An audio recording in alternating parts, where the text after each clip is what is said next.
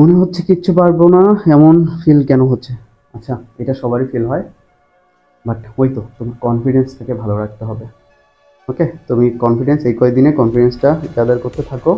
ইনশাআল্লাহ তুমি কখনোই ভাববা না তুমি চান্স পাবে না। তুমি ভাববা পৃথিবীতে যদি কেউ চান্স পায় সেটা হবো আমি। আর সবসময় চান্স পাওয়ার টার্গেট রাখবা না।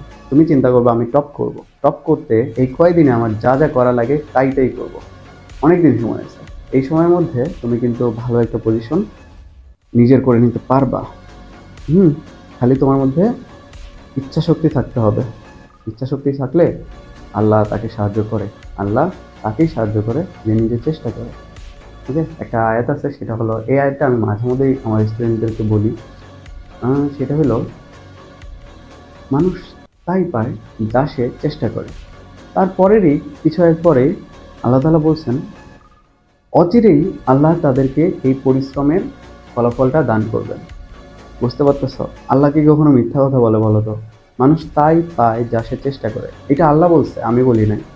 আল্লাহ কি মিথ্যা কথা বলে? পৃথিবীর সবাই মিথ্যা বলতে পারে, কিন্তু আল্লাহ তো মিথ্যা বলে না। তুমি চেষ্টা করো, তুমি নিশ্চয়ই সফল হবা ইনশাল্লাহ।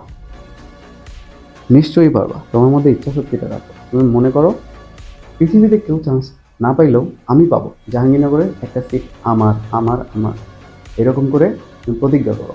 তারপর পরিশ্রম করতে থাকো, ইনশাল্লাহ তুমি পেয়ে যাবা ইনশাল্লাহ। ওকে, তো এ পর্যন্তই ছিল আজকে। নেক্সটে আরও ইম্পর্টেন্ট কোনো চ্যাপ্টারগুলো নিয়ে আলোচনা করবো। ওকে, রুটিনগুলো তো তোমরা দেখছো।